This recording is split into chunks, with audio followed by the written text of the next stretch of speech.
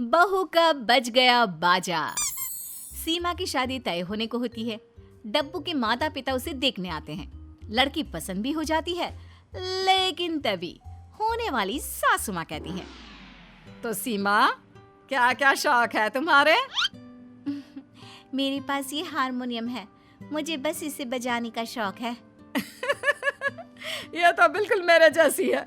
मैं भी शादी से पहले तबला बजाया करती थी, लेकिन अब कौन शादी के बाद शौक रखता है। पर तुम कोशिश करना, मैं तुम्हारा साथ दूंगी। हाँ। होने वाले ससुर जी कहते हैं, कैसे साथ दोगी तुम रहती हो गांव में, बहू रहेगी बेटे के पास शहर में। रहने दे बहू, अपनी सास की बात में ना आना। क्या मतलब?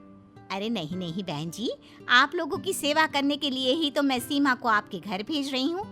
आप लोग ही साथ नहीं रहेंगे तो कैसे चलेगा? तभी सीमा का होने वाला पति कहता है, वो क्या है ना, हम लोगों का गांव ज्यादा दूर नहीं है। मैं तो कई बार गांव से ऑफिस आना जाना कर लेता हूँ। सीमा के पिता कहते हैं, फिर तो अच्छा है, मेरी बेटी को स्कूटी चलाना आता है। वो तुम्हारे ऑफिस जाने के बाद गांव चली जाया करेगी, सास ससुर का ख्याल भी रख लेगी। सीमा मन में सोचती है कि फिर वो अपना हारमोनियम बजाने का सपना कैसे पूरा करेगी। खैर, सीमा की शादी नरेंद्र से हो जाती है। शादी के बाद सुबह सुबह उन लोगों के घर की बेल बजती है।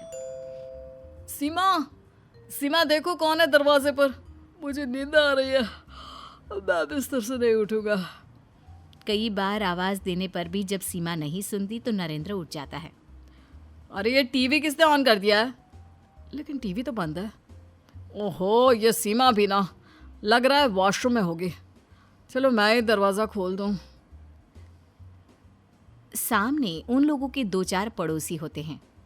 हाँ जी, क्या हो गया? सुबह सुबह कोई चंदा लेने आ गए हैं क्या? चंदा नहीं, ये बताने आए हैं कि आपके घर से इतने अच्छे हारमोनियम बजने की धुन सुनाई दे रही है। क्या कोई संगीत सम्राट आए हैं? अब नरेंद्र को समझते देर नहीं लगती कि पत्नी सीमा क्या कर रही है। अरे नहीं नहीं, ये तो मेरी वाइफ है, इससे हारमोनियम बजाने का शौक है तो वही बजा रही है। वाह वाह वाह वाह, क्या बात है। चलिए, सोसाइटी में कोई कार्यक्रम होगा तो भाभी जी से ही हारमोनियम बजवाएंगे। हाँ जी, भाभी जी को बोलिए हम लोगों के बच्चों को भी सिखा दे, जो पैसे होंगे वो दे देंगे। क्यों? नरेंद्र को ये सुनकर गुस्सा आ जाता है। क्या मतलब है? मेरी बीवी कोई गाने बजाने वाली है? अरे लेकिन ये तो कला है, गाना बजाना तो कला संस्कृति का हिस्सा है, इसमें आपको बुरा लगने वाली क्या बात है? नहीं नहीं, मैं काफी अच्छा कमा लेता हूँ, मुझे जरूरत नहीं है कि मेरी बीवी पैसे के लिए सारा दिन घर में बच्चों को हारमोनियम बजाना सिखाए, समझे? पड़ोसी वहां से चले जाते हैं। सीमा जैसे ही हारमोनियम बजाकर फ्री होती है, वो नरेंद्र के पास जाती है। कौन था? किससे लड़ रहे थे आप? नरेंद्र सीमा को कुछ नहीं बताता। वो बीवी से कहता है, देखो तुम्हें ये हारमोनियम बजाने का शौक है तो गांव में जाकर बजा लिया करो, क्योंकि क्या ना, यहाँ के लोग गुस्सा हो रहे थे। क्या? कैसे लोग हैं यहाँ के? कला संस्कृति का कोई ज्ञान ही नहीं है। गंवार कहीं के क्या बोल रहे थे? वो लोग गंवार? हाँ, वो लोग गंवार ही तो है। उन लोगों को कला संस्कृति की पहचान नहीं है। पति सीमा का हारमोनियम गांव रखवा देता है। हाँ लिया, वैसे भी शहर के घर छोटे होते हैं, गांव में तो बहू को बड़ा मकान मिलेगा, आराम से आंगन में बैठकर खूब हारमोनियम बजाना बेटा। पति ऑफिस चला जाता है।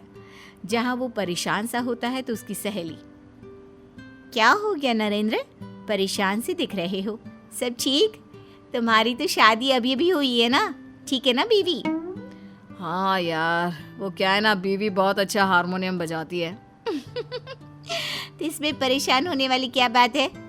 अरे यार, वो क्या है ना, उसके हारमोनियम बजाने से वो हमारे सोसाइटी में फेमस हो रही थी, लेकिन मैंने उसे उसके हारमोनियम के साथ गांव भेज दिया।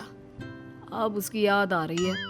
अरे तो क्या हो गया, फेमस हो रही थी तो अच्छा ही तो है, सोसाइटी में दबदबा बना रहेगा।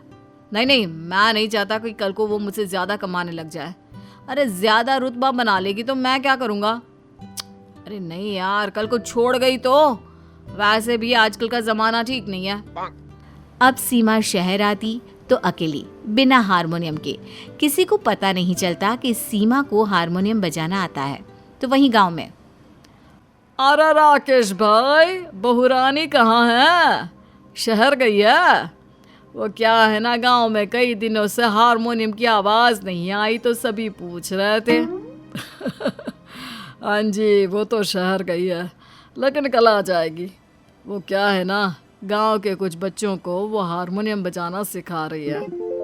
उधर नरेंद्र निश्चिंत रहता है कि बीवी का टैलेंट किसी के सामने नहीं आ रहा है। लेकिन कहते हैं ना, कला की महक की कोई सीमा नहीं होती। तो सीमा की भी कला आखिर एक दिन दुनिया के सामने आ ही जाती है। अरे सीमा बिटिया, कल मैं तुम्हारे ससुर जी से बात कर रहा था।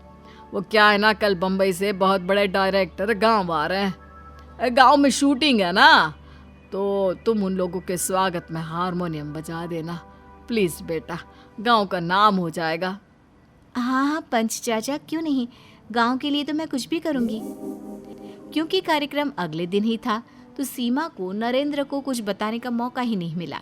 कार्यक्रम के बाद, अरे वाह, हमारे देश में इतना टैलेंट है, मुझे तो पता ही नहीं था। हम आपको अपनी अगली फिल्म के लिए काम देना चाहते हैं। क्या आप हमें म्यूजिक रिकॉर्ड करके भेज सकती हैं? सीमा खुश हो जाती है और हाँ कर देती है। बदले में डायरेक्टर उसे ढेर सारे पैसे देता है। अगले रोज सीमा शहर जाती है, जहाँ नरेंद्र परेशान सा दिखता है। अरे क्या हो गया, परेशान क्यों है? वो इस घर का मकान मालिक आ रहा है, हम लोगों को मकान खाली करना पड़ेगा। अब इतना सारा सामान लेकर कहाँ जाएंगे हम? सीमा पति को चेक देती है। ये लीजिए, एक अपना घर ले लेते हैं। आप परेशान होते हैं तो हमें अच्छा नहीं लगता। पति चेक देकर खुश हो जाता है। वाह क्या बात है, लगता है ससुर जी ने बेटी को चेक दे दिया है घर लेने के लिए। क्यों? अरे कैसी बात कर रहे हैं, पापा से क्यों पैसे लूंगी मैं? आप अच्छा कमा रहे हैं। पापा से पैसे नहीं लिए तो फिर कहाँ से आए ये पैसे? सीमा खुशी खुशी पति को सारी बात बता देती है। क्या तुम फिल्मों के लिए संगीत दोगी?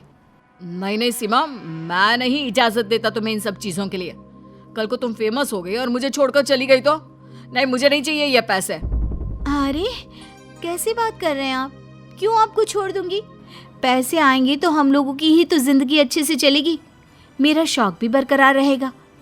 आज घर लेने के लायक तो हम दोनों मिलकर हैं ही ना। पति को सीमा की बात समझ में आ जाती है और वो गांव से सीमा का हारमोनियम शहर ले आता है। अब ठीक है ना, चलो हो जाओ शुरू।